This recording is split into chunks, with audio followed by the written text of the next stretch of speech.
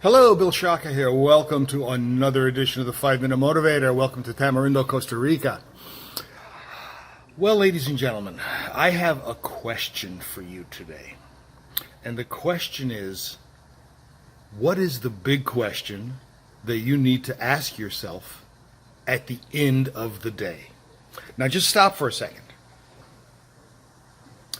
At the beginning of the day, we all know the question that we ask. If we are a high output person, if we're looking for productivity, we look at our calendar and we ask ourselves, what are the objectives that we want to hit today? And we look at all the activities, we look at the decomposition of our goals into action steps and make sure they're posted properly. We've gone through that whole process at the beginning of the day by asking ourselves that question, what are the objectives that we are looking to accomplish for the day? And you know what, folks? That is extremely admirable. It is a tremendous way of managing your time and to make sure that you are accomplishing what it is you want to accomplish for the day. So, there's no problem at the beginning of the day. I think we are all in agreement. It's the end of the day. What's the question that we want to ask ourselves? Now, intuitively, you may have a knee-jerk reaction and say, well, the question I want to ask myself at the end of the day is, have I accomplished the objectives that I've set for at the beginning of the day? And I'm going to give you some pushback on that. I'm going to say no. That is not the question that you need to ask yourself at the end of the day. If you're a high output person, you have accomplished of the vast majority of the objectives. You can look at your calendar, know which ones you hit, know which ones you didn't hit. Now, the question that I would like you to consider asking yourself at the end of the day is this: what have I learned today? Now, I will tell you, in my journal, I use a lot of different highlights and colors for my journal. At the end of the day, I would document that question, what have I learned today? And in this beautiful light blue color, I would actually highlight the answer. And for years, I did this process when I was working full time. Since I'm not anymore, I don't really need to do it. Although I am learning every day. What the